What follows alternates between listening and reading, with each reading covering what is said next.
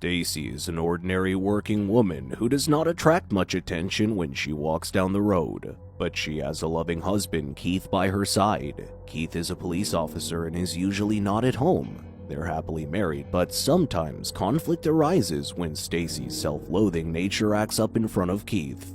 She's blessed with excellent taxidermy skills and has plenty of animals and birds taxidermied in her house. However, she longs to fit into the group of women working in the same bank who are beautiful and confident in her eyes, but her insecurities about her appearance are weighing her down. It's Christmas time, and with Keith being on duty, Stacy's all alone in the house. In her comfortable pajamas, Stacy's shuffling the channels and munching the chicken when she hears a thud coming from the basement. Grabbing an axe, she goes to check the basement and comes upstairs to check on the rooms as well. But she couldn't find anything out of the ordinary. Even then, Stacy dials her husband to tell him that she once again hears the noise and suspects that someone might be inside the house. As they have never had a stranger enter the house, Keith tells his wife that their house is very old and the old house often makes a noise at night. It seems like they have talked about this topic before because he cuts off the call without letting Stacy finish her sentence. The next day at work, as usual, her coworkers are gossiping about people. Stacy's not included in the conversation as expected. Also, she's intimidated by her coworker, especially Gina. She notices Gina putting on an expensive lotion on her hands and mimics the way Gina puts it on. Later that night, Cassidy comes up to her and lets her pick the last and the remaining chit for Secret Santa. The party is going to be held at Gina's place. Despite working together for a long time, it is the first time Stacy is being invited to the party, and now she has to prepare a gift for Gina. The next morning, Stacy hunts a duck and makes a taxidermy out of it as a Secret Santa gift, and with the present ready, she's excited and can't wait to go to the party. At Gina's house, all the ladies, dripped in glamorous dresses, are in a circle talking about their affairs and beauty procedures, whereas Stacy is in her Christmas sweater standing right outside their circle. Now it's time for the gift exchange, but just then, Stacy realized that the Secret Santa exchange is not a secret, and everyone knows what the others want.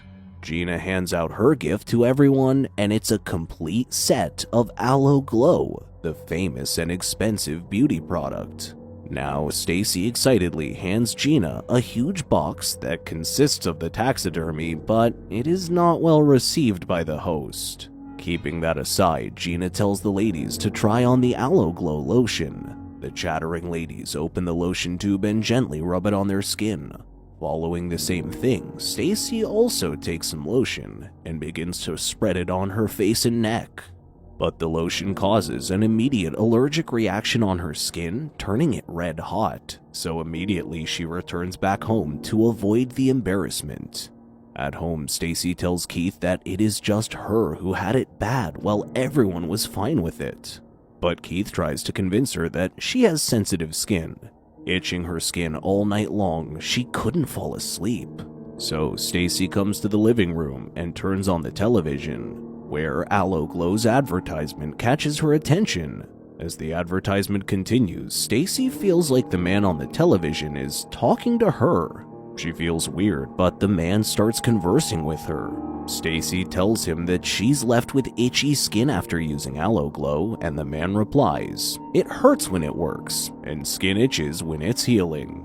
He points out all of her insecurities and gets her hopes high, making her believe that she can be whatever she has always dreamed of.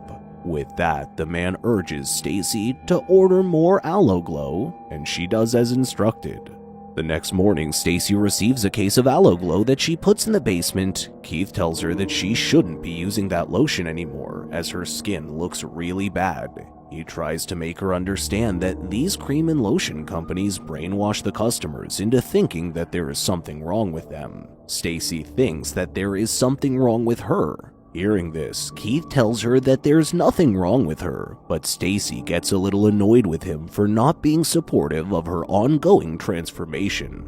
There seems to be no point in arguing with her, so Keith goes off to work, reminding Stacy not to scratch the bruises.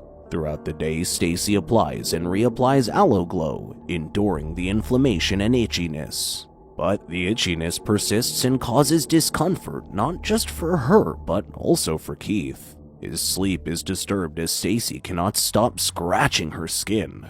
Irritated by this, Keith asks her to get the oven mitts and wear them to bed. Next, Stacy comes downstairs to grab a pair of oven mitts, but suddenly, the television turns on its own and the man calls her closer. She tells him that her skin condition is getting worse, but the man assures her that the lotion is doing its job and that she's not allergic to it.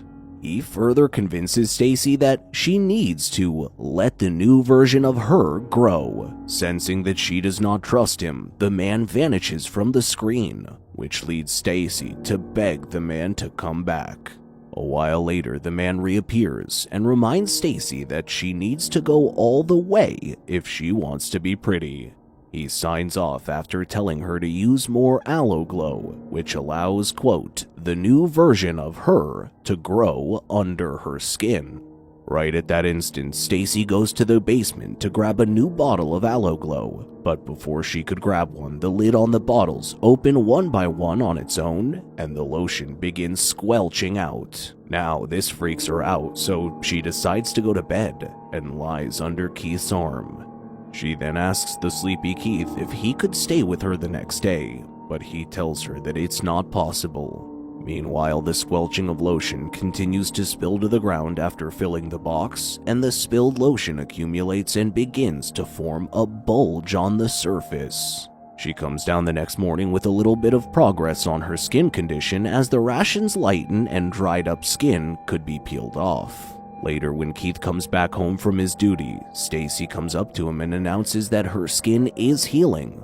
But that is not what Keith sees. He looks at her sternly and tells her that they should consult a doctor for her skin is getting worse. She argues and tells him that she is healing and only the lotion can fix her. Keith assures her that she needs no fixation and she's beautiful inside and out.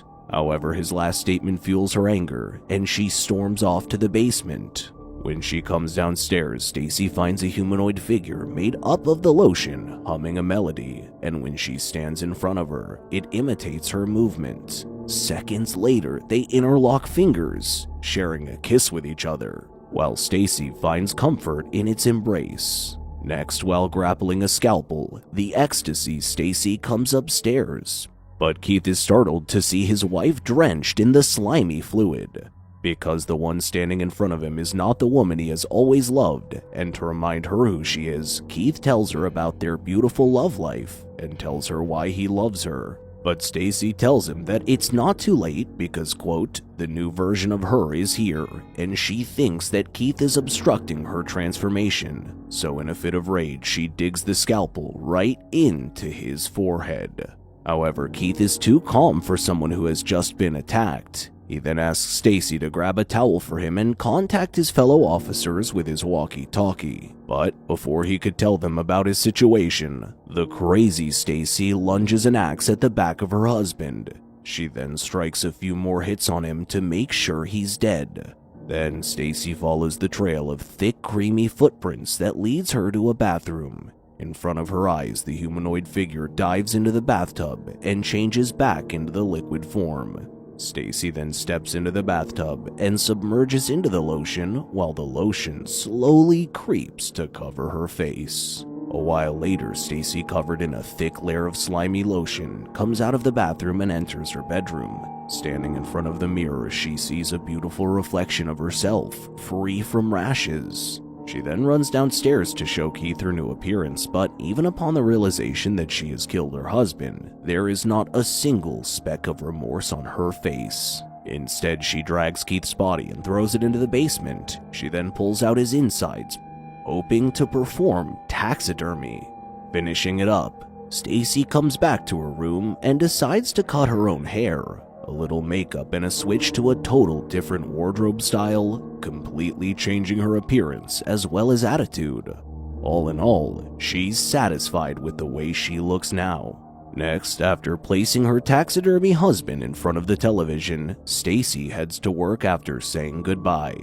Now, all heads turn towards her once she enters through the bank entrance, especially her coworkers who had never shown any interest in her. All the women swarm around her and Gina asks if she's done something to herself. Calmly, Stacy tells them that she changed her hairstyle to go for a shorter length. The flocking women marvel at her amazing skin and shower her with appraisals. Next, Stacy initiates gossiping about their colleagues and how their wives are ugly. Just then, Gina puts forth the suggestion of hanging out for dinner and drinks. And as the group of women laugh and gossip, they start touching and caressing Stacy's dress and skin. Now, as this creepy tale comes to an end, we see Stacy rising in the air while her fake laugh contains a mix of confusion, accomplishment, happiness, fulfillment, and anxiety. Please make sure to subscribe and turn on notifications so you can watch more videos like this. Thank you for watching.